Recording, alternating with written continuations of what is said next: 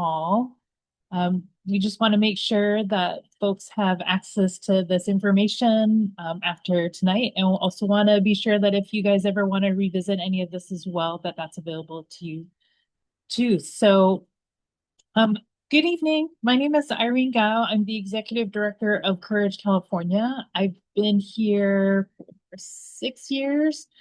And so I've been through a few election cycles and here in California because we've had several special elections. That has meant that we've almost had an election every year since I've started.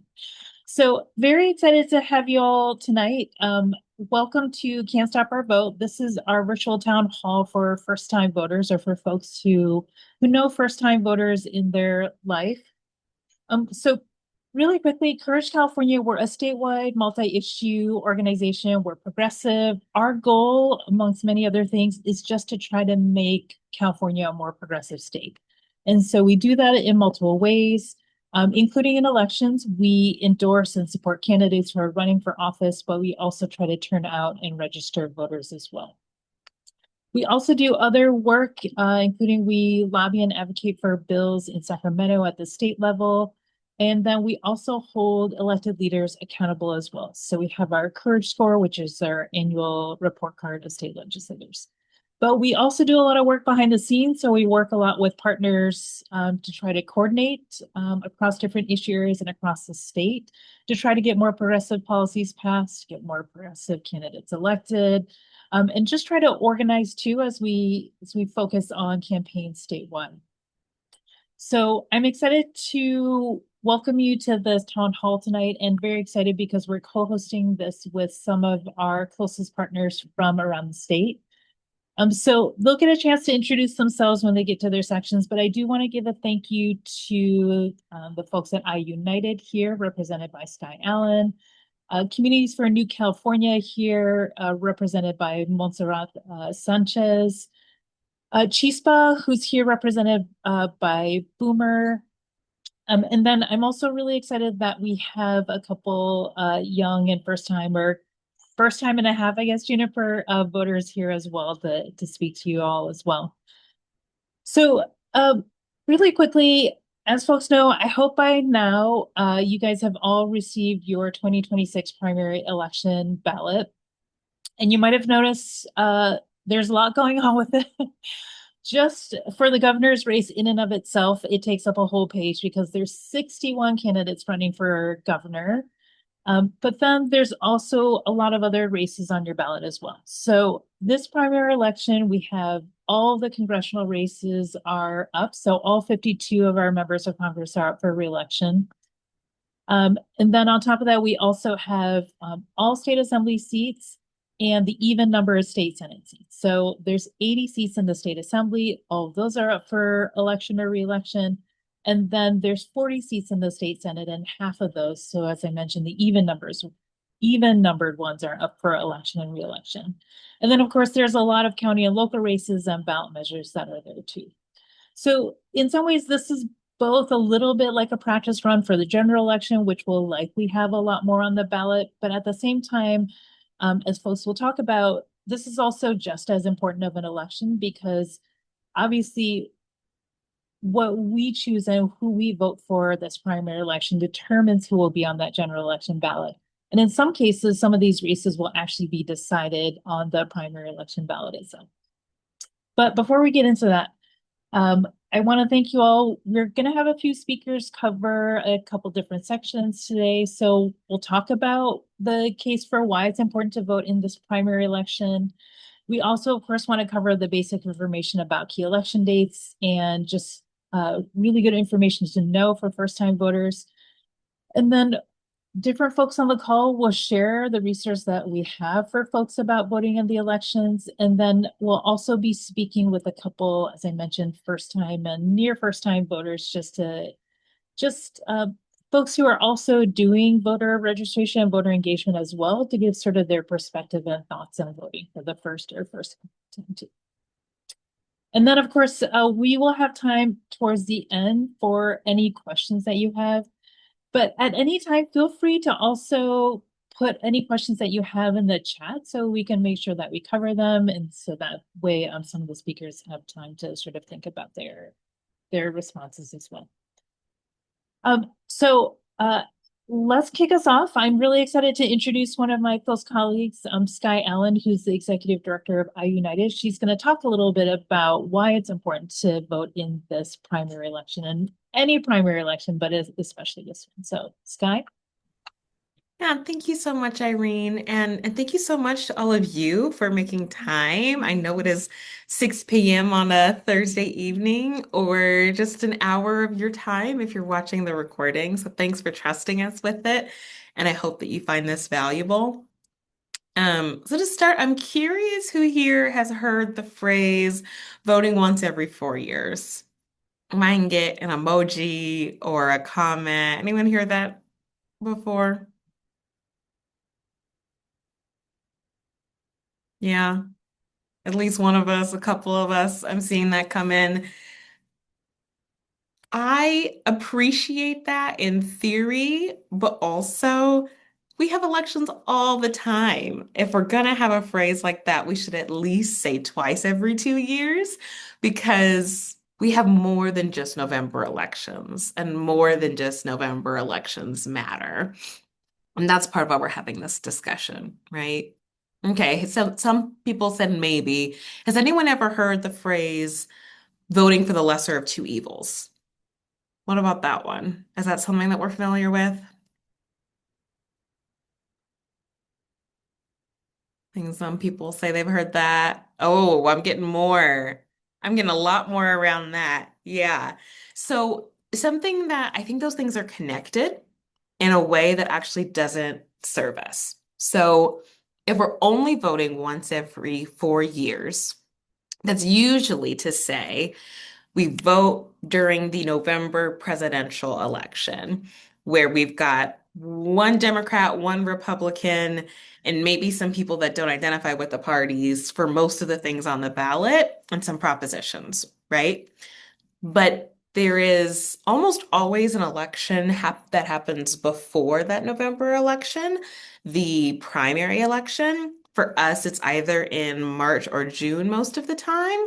And in those elections, we could have as many as 61 options for a race, right? We don't just get two. We can vote for whoever signed up for that. Some of them we might really like, some of them we might really dislike, some of them we're going to share some things with and not others. We have so many options. Whoever put their name in, got some signatures and a little bit of money can get on that ballot. The people that vote in that March or June election are the ones who decide who the two options are in November. And if we feel like we're often being put in a position where it's one or the other evil, then the people who picked those folks in that earlier election didn't do it with us in mind, right? It's not a fixed thing that we only have bad options or one terrible option and one mediocre option. That's by design. And if we want to change that, we actually have an opportunity to turn that on its head and put us in a position where maybe we have two great options. And I'm splitting hairs to figure out like who do I think could be better for this in the long run, right? Not just bad options or things that don't excite me. But that requires that we vote a little bit more often and a little bit more regularly to engage and participate in those primary elections. And I think that's actually where the fun is, where the excitement is. Because can you imagine if every option that you got in November was a good one? It's fully possible, right? All we have to do is have obviously have good candidates.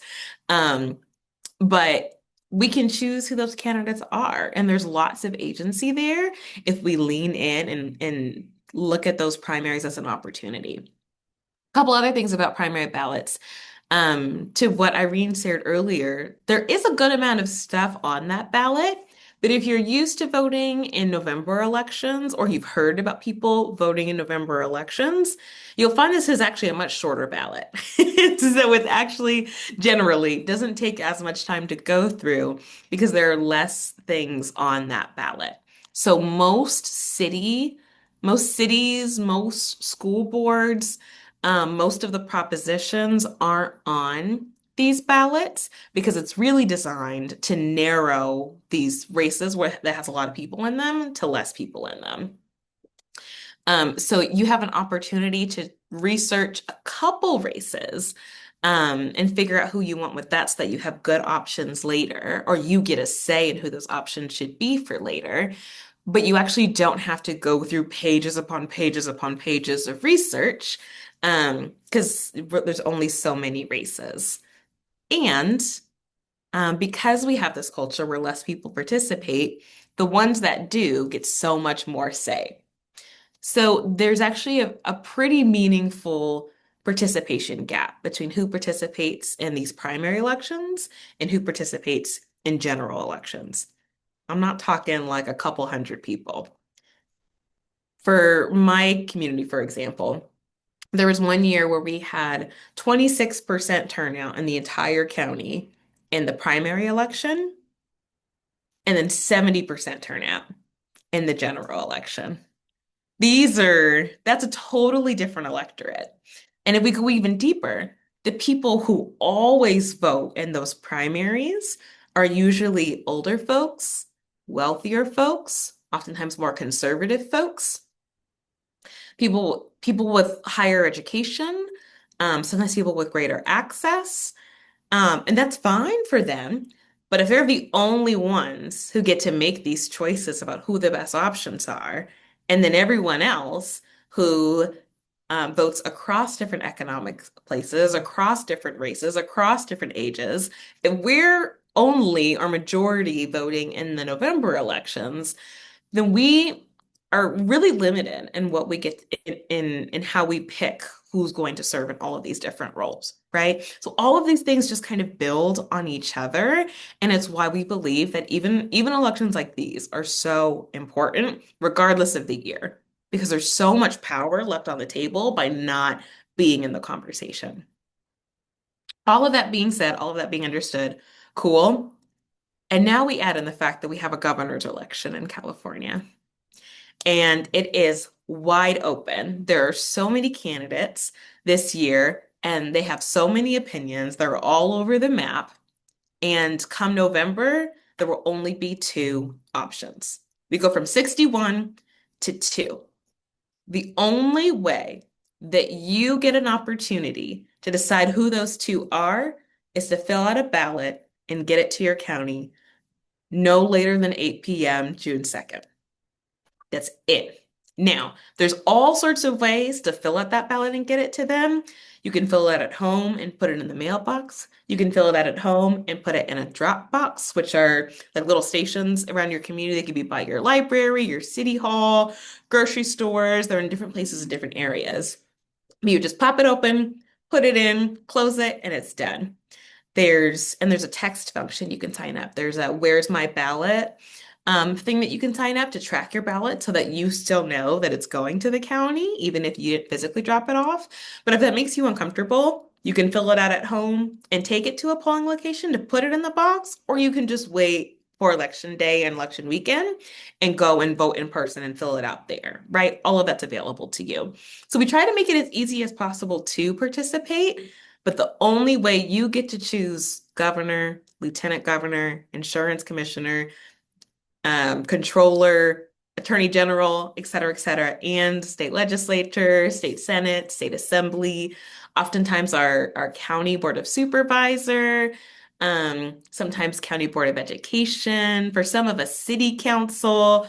Like these races are decided right now. They're in conversation right now.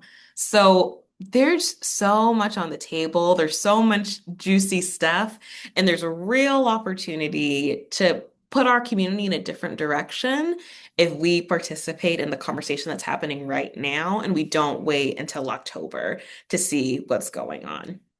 So I've spoken for a little bit. I'm gonna pause there and pass the mic so that other people can kind of weigh in on some of this stuff, but I'll be here the whole hour so we can continue have back and forth. Thank you, Sky. Really quickly, while we still have you though, too, or I mean, like you said, you're saying, but um, So as you mentioned, there are some races that are going to be decided in the primary. So in some cases, people, if a candidate wins over 50% of the vote, so they get 50% plus at least one vote, they can win outright. So what you said and what you mentioned, I want to underscore is the difference between 26% of the people who voted for this person versus 70%. That's just, it really boggles my mind. Yeah. And so for me, it's also very motivating the sense of you want that other, let me see if I can do my math correctly. 40, 40%. yeah, yeah. Like that means that those people are sort of missing out on having a voice on these really key races that might actually impact their day-to-day lives more than the ones that sort of get more of the attention, like the governor's race. That's absolutely right. Yeah, at the county level, and for some of our cities, if the person gets more than 50% of whoever votes, not of the county or of the district, of who votes in this election, and that's true for all of the primaries, then they just win. That's historically district attorney, that's sheriff, that's county board of supervisor, county board of education, and sometimes it's also city council. There are some other administrative ones, but those are some of the big ones that can qualify. Not every city council, but there are some. Yeah. So that can mean for a lot of people, the races that set in their electeds, like for multiple layers of governance, like could all be set in the primary election. So thank you, Sky. I really appreciate it. Also want to echo what she said. It's so important to vote in the primary election. It may feel a little overwhelming to face the idea of trying to pick among 61 gubernatorial candidates, but it's also really, it's nice because sure, maybe you can't do your research on all 61, but as Sky said, it's also much better than feeling like you're stuck with maybe two choices later. But we'll talk about that in November once we get to those two choices on the other side.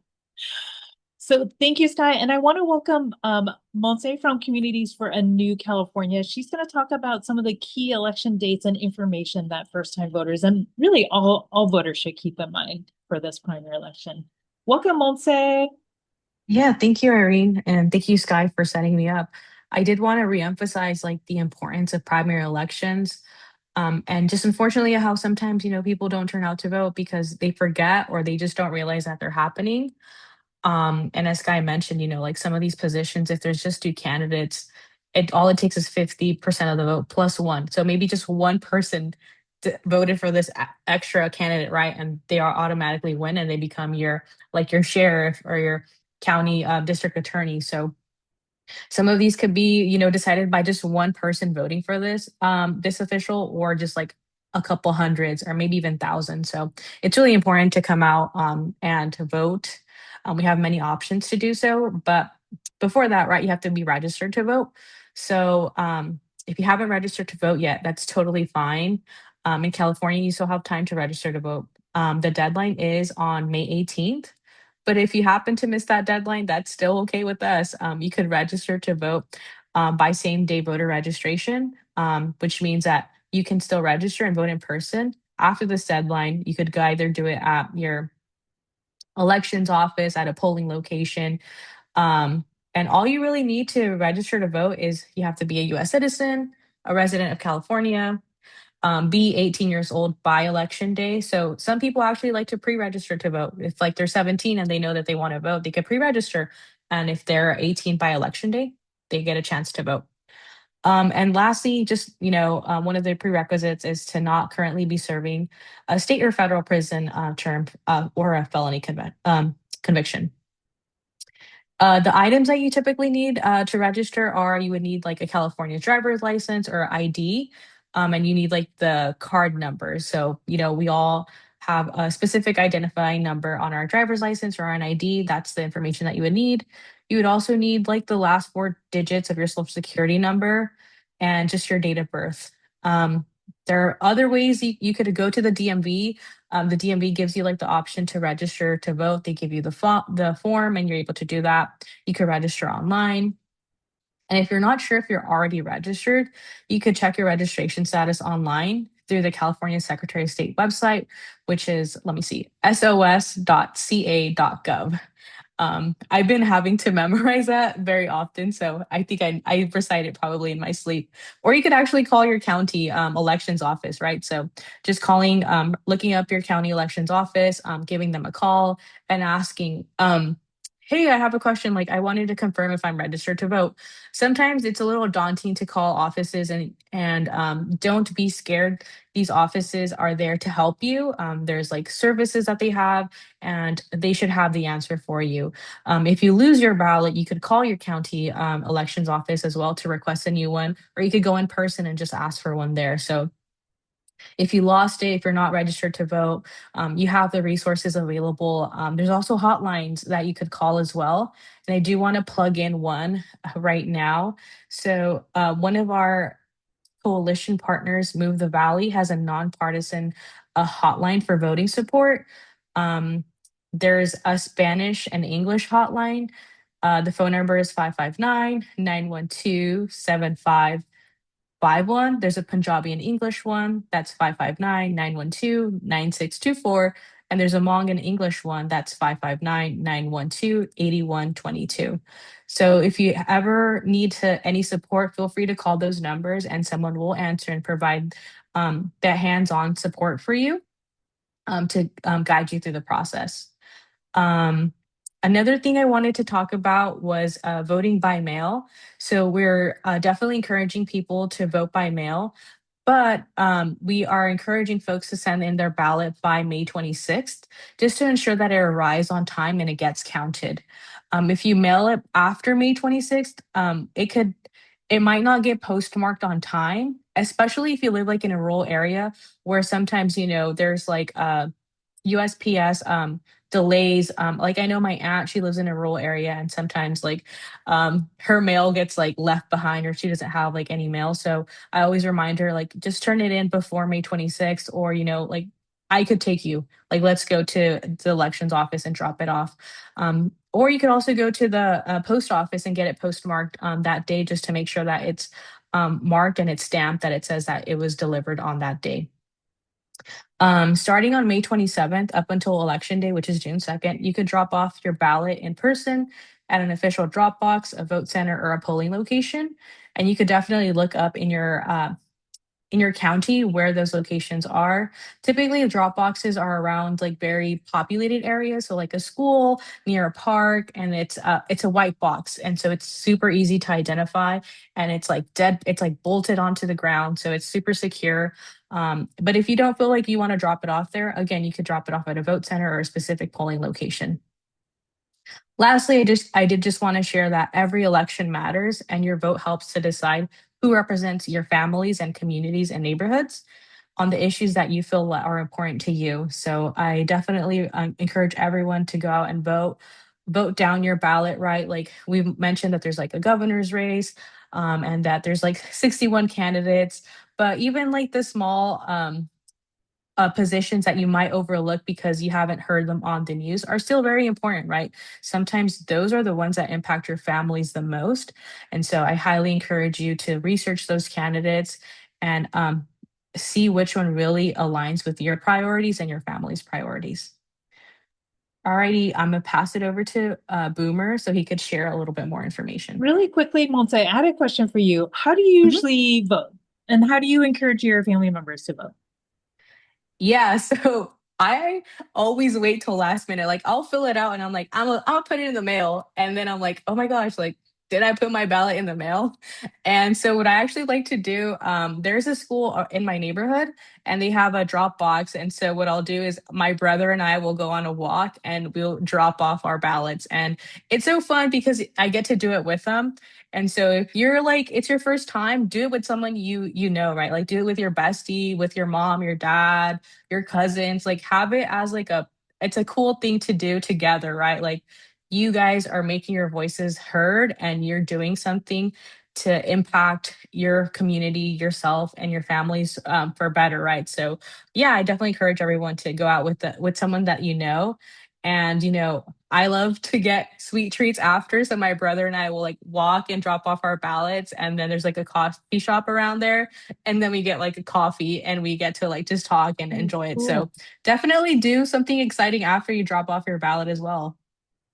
That's a good idea because I feel like for folks like at least for me, like I definitely remember voting in person and sort of the excitement and the energy you feel because like there's other people voting, you're all waiting. It's sort of like it's nice. So I feel like these other traditions like that are also really nice to establish because it's you still get that same sort of energy. It's maybe not the same as like, being there in a line of people, but it's still like celebrating the power of the vote and doing it together with people in your family and friend network. So very cool. I really appreciate you sharing that. Yeah, no All right, problem. so next we have Boomer from Chispa. So Boomer's going to talk about a few things. So as Monse and Sky and I have all mentioned, obviously when you have a whole bunch of candidates you're picking from, you really have to do the research, but it can be really daunting because there's a couple things obviously to research. Both you want to know what candidates stand for, but there's also a little bit more digging that we find that is really helpful and that our organizations do as well, which is sometimes looking at where are they getting campaign contributions, but also I'm sure you guys have all seen by now at least a few dozen ads just for the governor's race. And so sometimes the research is also about sort of like checking the information that you're hearing from those and also looking for misinformation and looking for resources and sources to sort of debunk some of that as well. So, Boomer, you are sort of on the front lines of this, both because you've run for office before, you're currently supporting candidates who have run for office, but you're also out in the field as an organization talking to voters as well. So yeah, just talk me through a little bit of like what it's like for folks and like what advice you give to people who are trying to do research and trying to figure out what trusted sources of information they can turn to. Yeah, definitely. Well, thank you everyone for being here. I know it's yeah, like I know it's been a long week. It's elections are 19 days away. And so appreciate everyone's time. And I mean, I'm gonna be honest, it can be really overwhelming, all the ads that folks see every day, a lot of the lies, a lot of the misinformation that is out there. And so I'm here to kind of help make things a little bit easier for you all and kind of provide some resources and some links that may be helpful.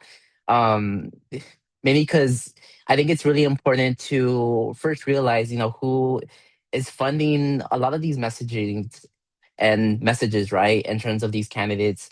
As I already mentioned, I'm sure you all are seeing a lot of attack ads on governor races, I mean, on candidates that are running for governor.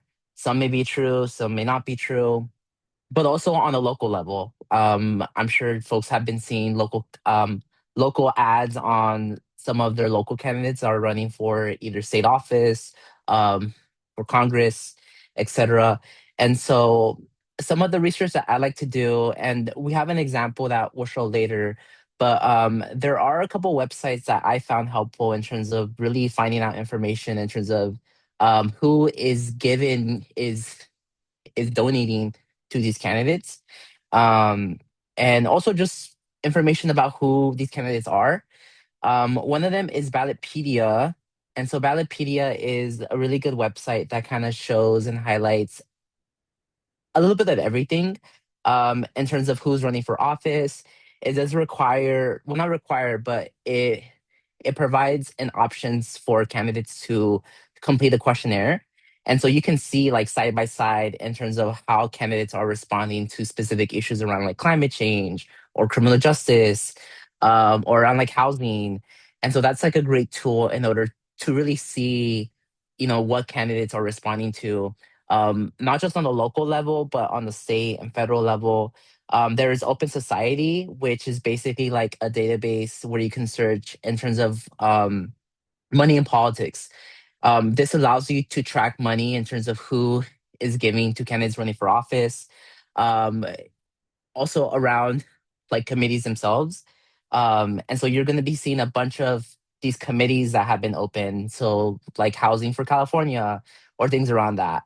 Um, don't don't be misled by the name of these committees. I encourage you all to search up committee names on Open Secrets.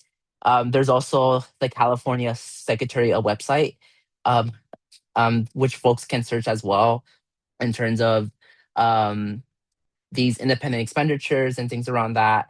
And so you'll see a lot of these committees are made up of like big corporations, let's say like Meta, Big Oil, police unions, and they're all funneling money into a committee to oppose candidates that oppose things like rent control or police accountability, things around that. And so we want to ensure that that the public is being aware of who is funding these committees and also just like where they can look into that. One thing that I found really helpful, which we'll share later, is voter guides of progressive organizations or organizations that you feel align with your values. And so obviously Purge California has released their voter guides, but also some other organizations like Chispa. um, there are also other partners on this chat that have also released a voter guide, which we'll share later. Um, but I do want to kind of share a quick video and kind of highlight in terms of what to look out for. Maybe because when you're seeing these ads, you'll see you will see a fine print beneath them that says "paid for." And there you can see in terms of who is paying for those ads. And once you get that information, you can then search up those committees and find out more information about like who is funding these committees and things around that. Um, but I didn't want to show an attack ad on one of our endorsed candidates who is running for the state assembly, Jesse Lopez. She's being attacked every day with attack ads. And so, excuse the commentary. Folks are very passionate, but I do just want to play this real quick.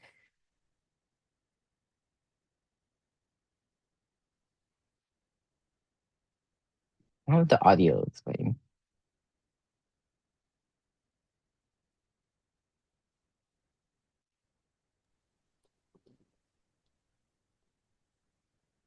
Lopez voted herself a 600. Don't believe these lies. Don't believe them. See who's being funded by this. Watch. Apartment Association, the Apartment of Realtors. They're all billionaires. I know the comment is funny. So that ad is showing like every day on YouTube, and my friend sent me that. And so really great commentary about who's funding those ads. You know, obviously the realtors, their apartment association, there are people that are proactively gutting rent control and trying to not build affordable housing in our local communities. And so just kind of wanted to highlight that and encourage folks definitely to do the research and also just like share voter guides of other progressive organizations and let folks know in terms of like how to look for these information and how to search for donors and all this information about like money in politics. Thanks, Boomer. So, I mean, quick context for that Jesse Lopez ad. I mean, so Jesse is a progressive Santa Ana city council member who was in favor and led on sort of rent control ordinance in Santa Ana, but she's also been part of the effort to push for more police oversight. So she's sort of become a target of the folks, like you said, like the apartment association who don't want rent control, or the police officers who obviously don't want to have any oversight. So yeah, just explain a little bit more about how it is that some of these interest groups get involved in some of these races. Yeah. And so these interest groups get involved because they disagree on the policies and the values that these elected officials are championing. And so Jesse's been in office since 2020, and she was part of that wave of progressive council members that really shifted Santa Ana. Santa Ana politics was reigned by the police union, but slowly shifted in 2020, where we actually flipped the council from a pro-police union council to a progressive majority.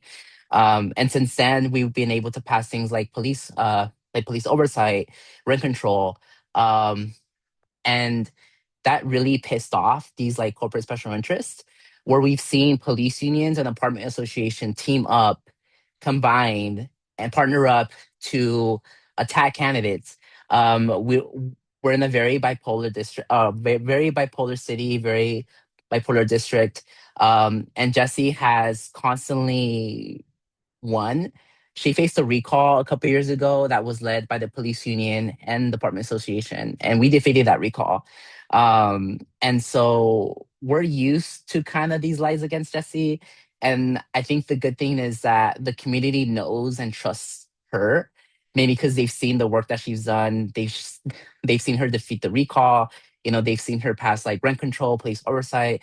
And so they've seen time and time again how these corporate special interests continue to spread disinformation. And I feel like the community at this point is kind of tired of these ads, but also tired of this messaging because like we've seen this before.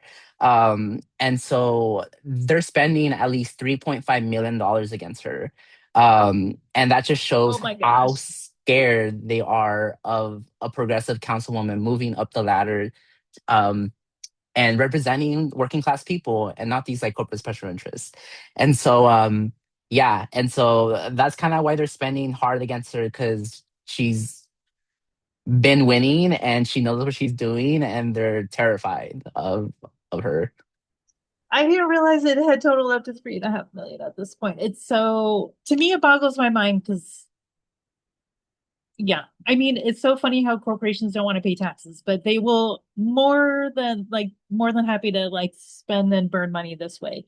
But I think also another dynamic to keep in mind is oftentimes corporations or special interests they will both oppose progressive candidates that they don't like, and they'll often also boost a more conservative or even a Republican candidate that they don't like too. So I think that's also a really important dynamic to point out as well. Yeah. So thank you so much, Boomer. I really appreciate it.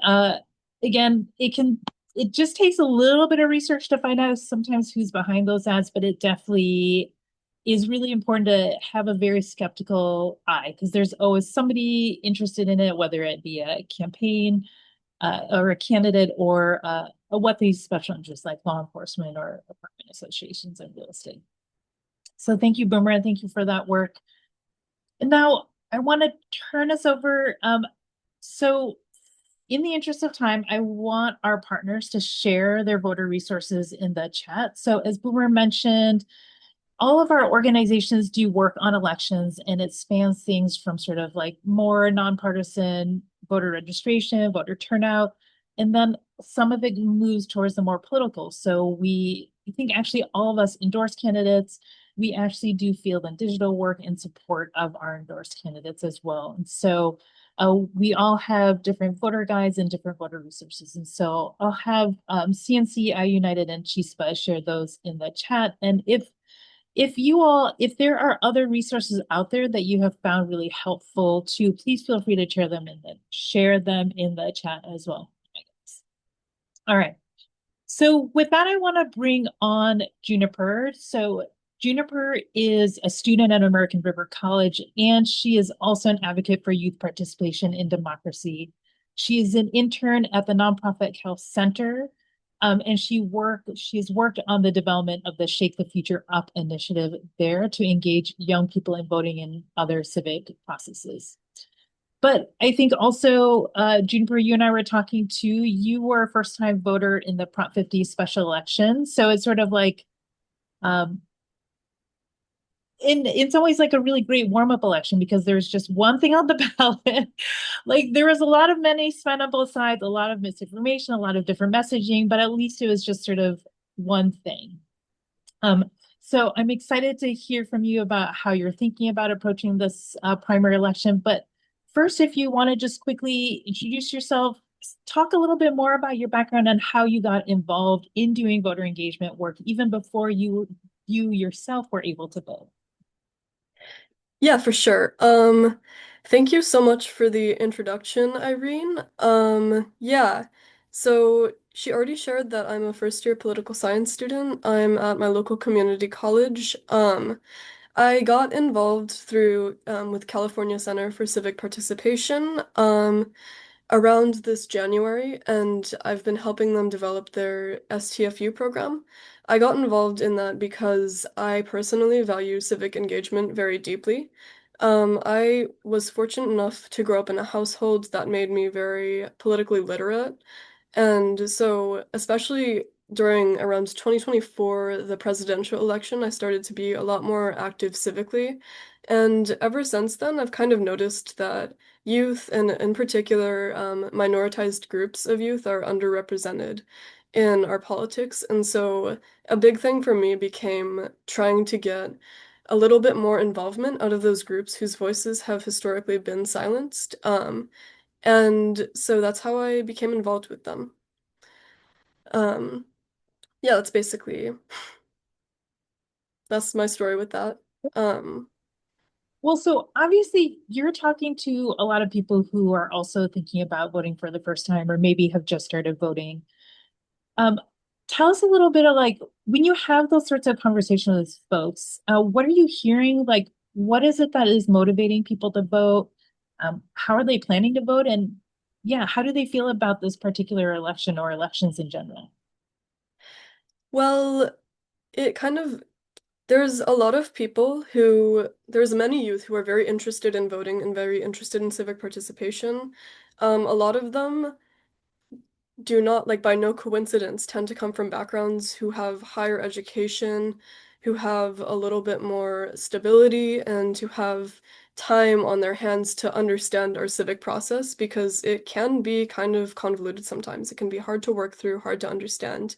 Um, and then there's a couple of other youth who themselves have become kind of discouraged from voting.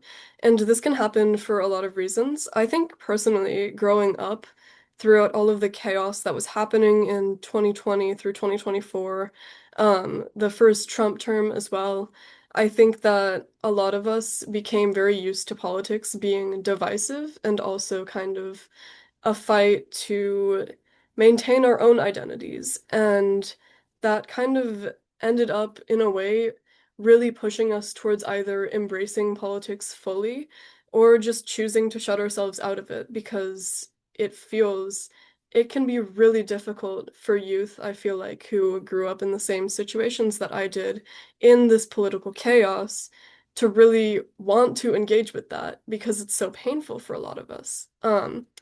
And so I feel like there's also another dimension where a lot of people who I've talked to and a lot of people I know personally who are youth don't necessarily vote because they feel like their voices just aren't going to be heard anyways. And that's another thing that is very sad in my opinion. But I feel like this is all situations that can be solved, just within conversations in our communities and also just more effort to outreach to youth and reassure them that their vote actually matters. Well, so give me some examples of like, what do you tell folks? Like, how do you engage them when maybe their first reaction when thinking about voting or elections is sort of ugh, like not for me or like it doesn't make a difference. Yeah. What helps to sort of like start to turn people's minds towards like a different direction, maybe like to be a little bit more motivated or excited? I feel like that really kind of does depend on the person that you're talking to individually. Everybody has different experiences, but I feel like some of the things that really do matter are, first of all, showing youth that their voice does matter and also showing them that it's easier to participate and easier to get involved than they might imagine. And that can be done a lot through just provision of resources. Like I've heard a lot of great commentary here today on a lot of amazing resources for people to go to. Um, but I feel like also it's more about showing youth engaging with the symbols of our democracy and youth in civic participation and just making sure that we all feel like like when we do show up, we are heard. Because that's the truth. I mean, it's true that a lot of our political systems are led by the older generation, the more wealthy, privileged generation, but it doesn't have to be the case. And there's a lot of youth movements that are going on that really are actively making changes. So yeah. Well, so both in terms of yourself as a voter, but also as you talk to other young voters, like are there specific resources that you find particularly helpful or that you like to share with people? Um, I have heard a lot of the resources that I love brought up today. So Ballotpedia is amazing. It is great to find information on candidates. The Secretary of State website, Open Secrets. I love Open Secrets. It's an amazing place to go. Campaign financing can be very hard to understand, and Open Secrets is great. If you open it up, you get like a dashboard for each candidate, and it's so nice to just see all of the data right there in front of you.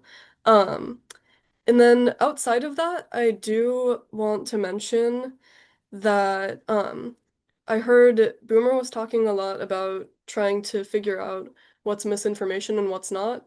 If you've heard of PolitiFact, they do have a California edition, where they are doing like they do just like fact checks, mostly on social media that's being published about the election. So I do love PolitiFact. It's a great resource to go to. If you haven't heard of it, it basically just if somebody says something that sounds a little bit controversial or untrue, then they go back and they source it and they try to figure out how true that really is. In my opinion, it's a great place to make a lot of the political information that can seem really complicated into like a very simple format and easy to understand.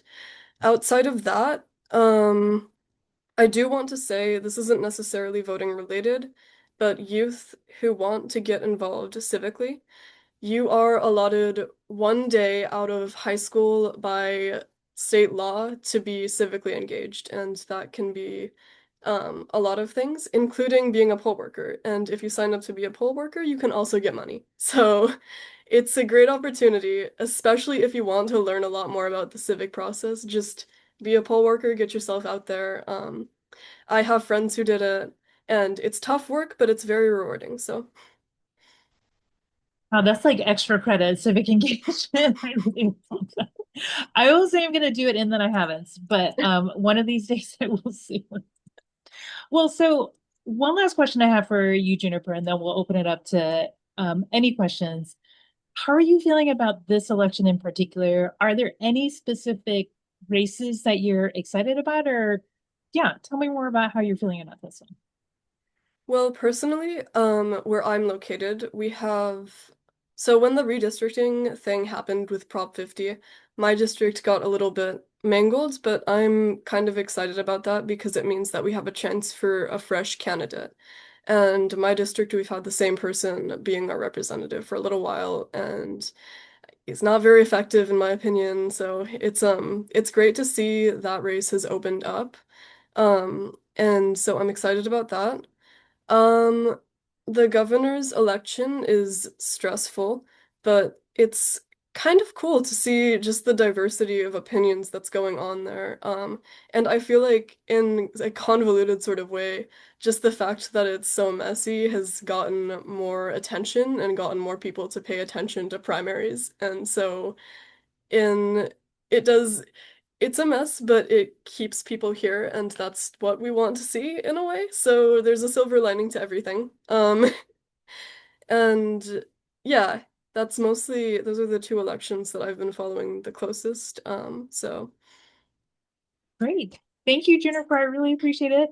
If you want to hang on, folks might also have questions for you as well. So now we want to open it up for questions from anybody. So you can either come off mute or actually put up your hand. That might actually be the easiest. And then we'll call on you if you have a question, or you can also put your question in the chat as well. But to kick it off, Sky, I had a question for you that Angela asked in the chat. What is a jungle primer? Yeah, I caught that, but I wanted to make sure that I was sharing the mic. So a jungle primary is what we have in California, in that a lot of the time people vote by party, and at the end of the day, the top Democrat and the top Republican make it to that November ballot, and then you have to pick one or the other in November. But in California, we have a jungle primary where all the candidates are just on the ballot. And the top two, regardless of party, can get to the November ballot. So it could be Green Party and Independent Party, if those are the folks that come through. It could be two Republicans, it could be two Democrats, it could be a Democrat and Republican. It's a jungle, like anything can come out of it. So sometimes that puts us in a position where maybe there's two options that you love, and maybe that puts us in a position where there's two options that you abhor, but there's nothing else you could do about it. And it's just up to the voters who participate in what they say they want. Yes, thank you, Scott. And so you are, when you and I were talking earlier, you have a team that's actually out in the field talking to voters right now. What are you hearing from voters right now? And like, are they excited? What are they excited about? Is there any sort of confusion? Or, yeah, I'm curious to hear how it's going. Yeah, people are definitely a little bit all over the map. I think of the past year, we've seen kind of to what Jennifer was saying, that some folks are feeling like they're pulling back. So like, there's so much chaos. I just gotta focus on me. And some folks are like, there's so much chaos. I'm mad about it. I'm saying something about it. And I think that because I mean, people have been struggling for a long time, especially since the pandemic, and that hasn't really stopped. I think actually we're seeing more people lean in because, when we're in the pandemic, we have to isolate to protect ourselves. And in some ways, that kind of fueled pulling away from engaging in politics. So it was just like, I'm just going to focus on my family and my dinner table. But I think that, especially in California, since June of last year, when I started going crazy in our community, it's really just been like, nah, fuck this. I'm saying something, I have opinions, I'm participating. And that is true. And I'd say, given all of the very recent attacks on democracy, I do think there's a lot of questions also that people have of, is it still safe to vote by mail? It is. But we would encourage you to vote early so that you can fully track all of your ballots.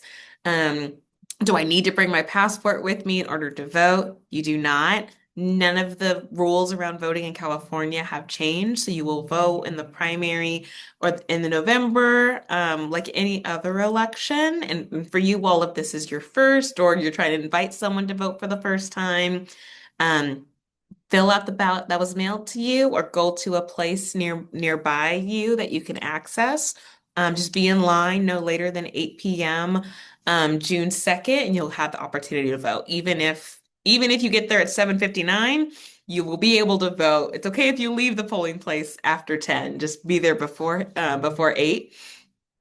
So we're just like handling those sorts of questions. Bianco can't take your ballot and make it not count, though we share your frustration that he took it, right? So people have questions, but people are also thinking seriously about voting. Great. Thank you, Sky. That's really good to hear because sometimes I feel like it's hard to get a read on things. And now my kids are home, so it's a little bit noisier in the background than usual. All right. Angela, did you have a question? Yes, I'm full of questions all the time. My question is for those who spoke today, do you remember at which age you first voted? And if it wasn't right out the gate at 18, do you know what caused that pause or what inspired you to eventually start voting?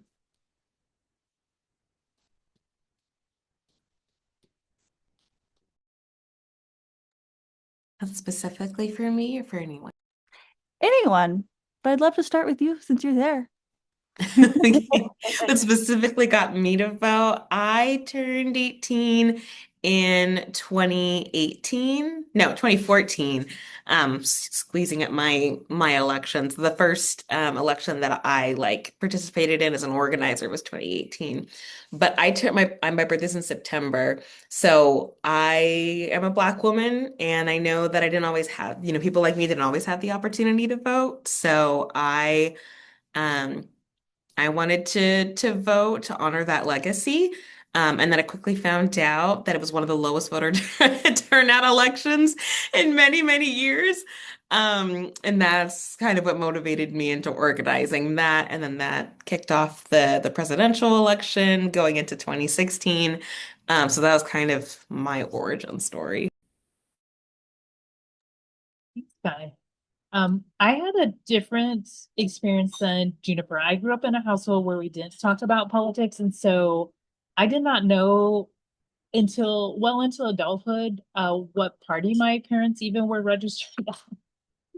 But I got really into politics because I cared a lot about the environment, and I remember political ads about the environment that I believed at the time because I was young and I didn't totally understand that, ads aren't always honest.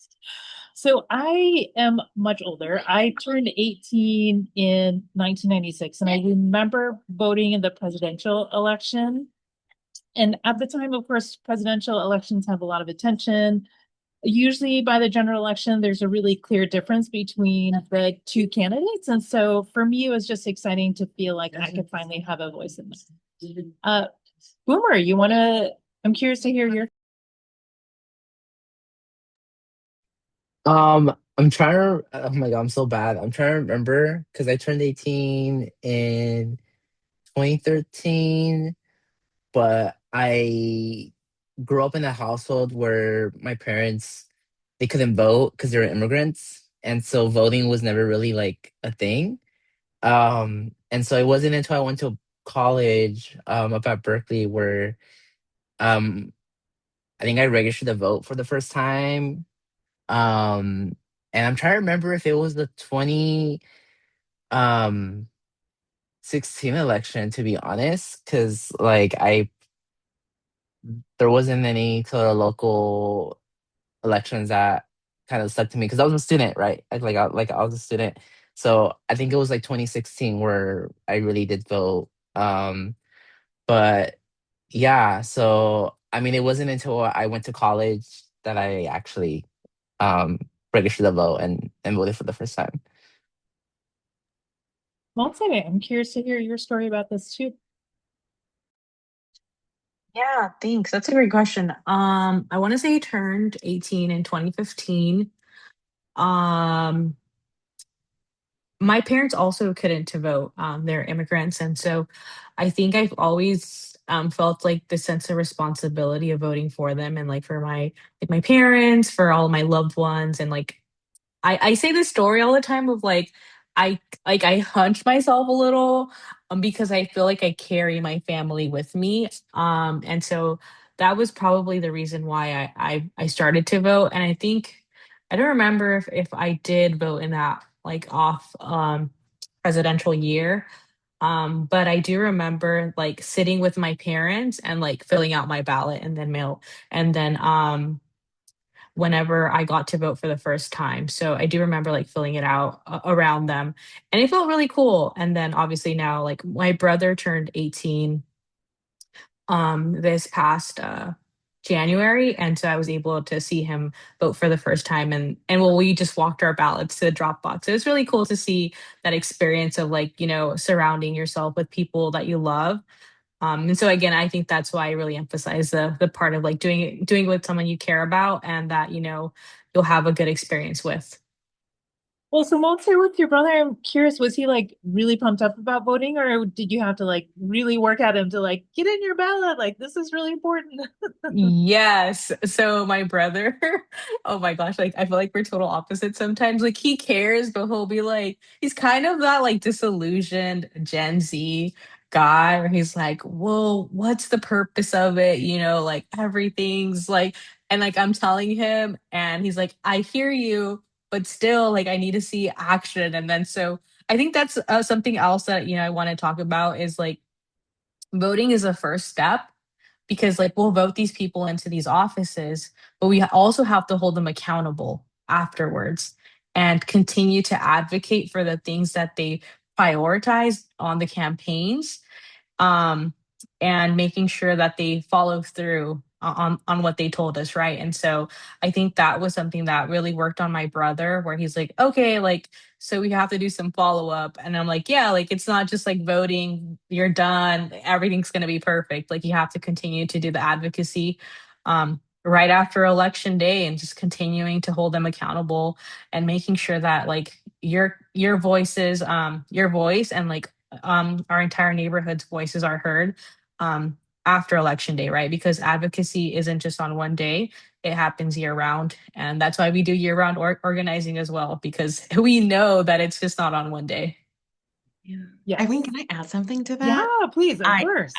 Just given the nature of this conversation, I just feel compelled to say voting for the right people also gives us an opportunity to see action, and not to continue to beat something that you may have already heard. But I just take so much hope and validation from New York right now, and seeing everything that Zoran Mamdani is now doing as Mayor Mamdani. Because it's like, this is what we've been saying. This is what progressives have been yelling. It is possible. If we elect the right people, they can get it and actually do the work for the people. I was even guarding my heart last year, and I was like, it's really cool to see someone so joyful and unabashedly progressive be running at such a level. But like everyone's gonna like block him and get in his way, and he's not gonna be able to accomplish stuff. But I have to be emotionally prepared for that to happen. And that's not at all what we've seen this year once he got into office. Things are improving in New York in really tangible, visible ways. And he's moving forward really big visionary things. And that sort of movement wouldn't happen for the city of New York and wouldn't be a model for the rest of the country if they hadn't taken a chance and said, I believe in this person. I'm going to vote for them, even if it feels scary and like someone else might win, because I believe that this is the person that'll do the right work. And now he's doing the right work. So it's doesn't always work like that, because there are a lot of people that don't want those sorts of ideas to get through, and a lot of people with money that want to block that. But if we encourage the right people to run, we support them when they run, and then we hold them accountable when they get there to actually do what they say we're going to do, that is part of how we change it. And no one can take the power away from you if you have it unless you allow them to. So regardless of what's happening in other states across the country, we have the opportunity. We should lean in. We should vote while we have it, and we should vote for better people that stop all the bad examples that we're also seeing. Yeah, that's a really good point, because I think it's in voting elections, it can be very easy to get cynical really quickly. I mean, especially in this day and age under this administration. I think when Mamdani won, it was sort of like the heart bursting that some people may remember of like voting for Obama and like watching when, like there's just, it's nice to feel like that sense of hope and that excitement about things. And I know for folks who work in election and politics, it was sort of like, we wish we had like Mamdani on like every ballot to like, A, because he's a good candidate, but also it's just like, it's great when people are that pumped up and excited about a candidate and about voting. And then, like you said, then you just see that translate directly into that person working for you and trying to do the best that they can and actually making things happen to live up to their promises. All right, so I have one last question for folks. One of the things that we've been hearing and also tracking online is with this gubernatorial race that we're talking about, there's 61 candidates. For a while, there was a lot of fear that Democrats would be locked out and end up with 2 Republicans, which is less and less likely the more we get into this race. But what we've been hearing is people are now starting to hear the strategy of like, don't vote, hold on to your ballot until the last minute possible so you can find out who the front runner is going to be and vote for that person in the governor's race. So, Boomer, I would love to hear your thoughts on that strategy. And have you been hearing that as you have conversations with people? And what do you say to people, what's the advice that you would give in that situation? I haven't heard that strategy before, to be honest. It's the first time I'm hearing of that. But I mean, I encourage folks to vote as early as possible, just because I know a lot of the early voters tend to be older. Um, more conservative leaning. And so I think a lot of young folks tend to wait till the last minute, including myself. Um, and so I would encourage folks definitely to mail in their ballots as early as possible. And um, yeah, and so I mean that's my recommendation. And also just like encourage your friends and family to vote. I vote for my family, so I think that's kind of also one of the reasons I wait last minute. But when I vote, I have like 10 ballots with me, so I feel very powerful. You are your own voting block, in other words. That's a Yeah. lot of responsibility. But that's also a lot of trust. So kudos to you. Malta, I'd love to hear your thought on that. Like, have you been hearing that from folks, and like how do you respond, or how would you respond to somebody who says that to you? Yeah, we have some team members that we have some phone banking going on, and we have kind of heard it on the phones a bit. Um, and I think just our approach is like understanding, right? Like this is their preference, and they are telling us that they're going to vote, but they just want to see like who's making it out, or maybe if they want to see if like other candidates are going to drop out. It seems like a lot of people have seen that, the especially like the governor's race, it's like exhaust, right? We've already said it, 61 people, so they're like, I just want to see if like there's going to be less options, and so they're waiting it out, which is fine. But we just always again remind them like, okay, what's your vote plan? So you're telling us that you're going to wait, but what are you going to do after? Like what's your last day that you're going to hold off on?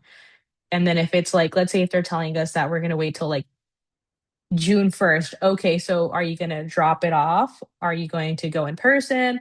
And so that way we are constantly reminding them, like, okay, you can wait, but what's the plan afterwards? And some another thing that we want to do is like, especially for our canvassers, like having pledge cards, like because we know whenever you sign and you make it official and like you're telling someone else like I am committing to vote, that they will turn in their ballots and that they will vote. So I think it's if people want to wait it out to decide who's going to like potentially drop out and to see if that especially the governor's race is going to be a lot smaller, that they can, but making sure that they have their plan to vote once they have like an official, like if they're waiting until June 1st, like what's that plan to vote after? Thank you, Malta. Sky, love to hear your take on this one too. Yeah, I too love a ballot party. I like to gather all my family, and it's like, all right, it's time. Let's go thing by thing. And then I make my case for why they should vote for everything and doing it that way. And then once everybody is signed and sealed their ballots, then we can drop it off at the drop box and make sure that it's off. And then I have the satisfaction of knowing all of their ballots are submitted. Because we put it in the drop box and they filled out everything, not just the first thing on the ballot. So I have a lot of fun with that. I haven't heard like it said out that explicitly. I have certainly heard like I'm still waiting and watching because it has been like the top of the ticket is the governor's race and there has been so much movement and change. And I totally respect and understand that. As long as the ballot gets in on time. And I do think just recognizing procrastination, recognizing life happens, and the fact that at this point we have what, less than 3 weeks left of the election. There's only so many crazy things that are going to change at this point. For the most part, the race is the race. And the governor's race is not the only thing on the ballot. So I would encourage people to start looking anyways, because do you know who you want to vote for lieutenant governor? Do you know who you want to vote for attorney general, for county board of supervisor, right? Like those things may be on your ballot too. And if you wait too long to open up your ballot, you might have decided who you like the most for the first seat, but then there's still a couple other pages that we really would love to get your feedback on. And you probably have more power in because um, everybody doesn't fill out their whole ballot. So if you fill out your whole ballot, then you have even more say in who becomes the candidate that we see in November or the person that we have if there's not another race. So I would encourage you not to wait too long to make sure that you completely get all of your things counted. Thank you, Sky. And Juniper, I'd love to hear what advice you would give or what you would say to someone who, or if you are already hearing that as well. I mean, personally, I think I agree with a lot of what Monse was saying earlier. If you want to vote later in the election, that's like very understandable from my point of view.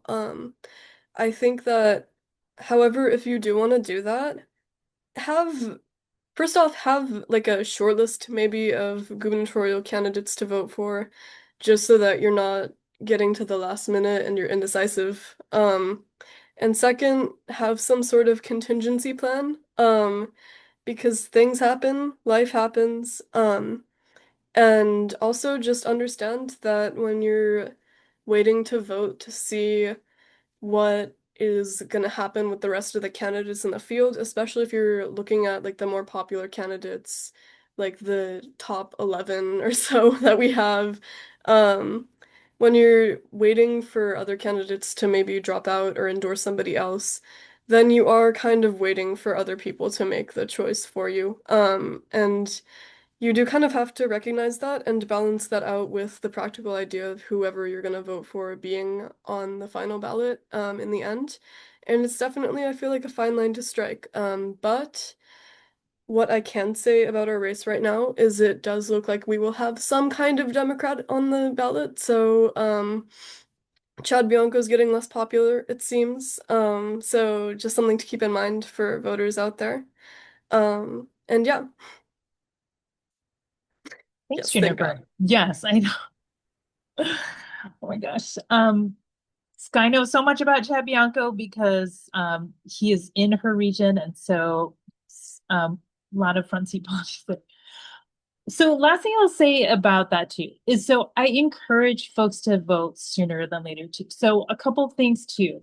So similar to how we were talking about how with campaign ads, there's always a story behind that. And there's also the same sort of dynamic happening with polls, which is oftentimes polls are some are run by like media outlets or newspapers or pollsters to do this, but oftentimes polls are also run by campaigns or sometimes the wealthy special interests like law enforcement or apartment associations or labor unions. They will pay for these polls and they'll release the favorable results or the results they want people to see. So it's also the reminder, like I know folks have been sort of, well, there's been a lot of polls about this gubernatorial race.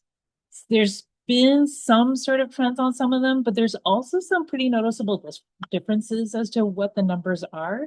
So it's good to keep in mind that polls or the people behind their polls often have an interest there. But also at the end of the day, I think it's a lot like what Juniper says is do you really want other people in polls making that decision for you? And then one last thing I want to mention about polls too is polls often focus on people who are likely voters. So they aren't necessarily capturing the perspectives and opinions of people like us, who are maybe people of color, women, maybe people who don't vote every single election. And so polls often skew towards like consistent voters, the people who are more likely to turn out and vote in a primary election, like Sky said. So older, whiter, wealthier, better educated. And so that doesn't capture the whole picture of how actual voters around the state really feel about it. But I'm just going to keep visiting back to what Juniper says is when it comes to a race like this, it's really important. You have a lot of choices and you don't want somebody else to make that choice for you. So vote for who you want to vote for because we have the luxury of being able to do that in a primary election. But also make sure you get your ballot in because if you don't, then there's other people who might have very different opinions from you who will. So that's it for tonight. I want to thank all of our speakers. I want to thank Sky, Boomer, Monse, Juniper. Thank you so much for co-hosting this, sharing your thoughts, your perspectives, and your experience. Juniper, good luck with your first like bigger election.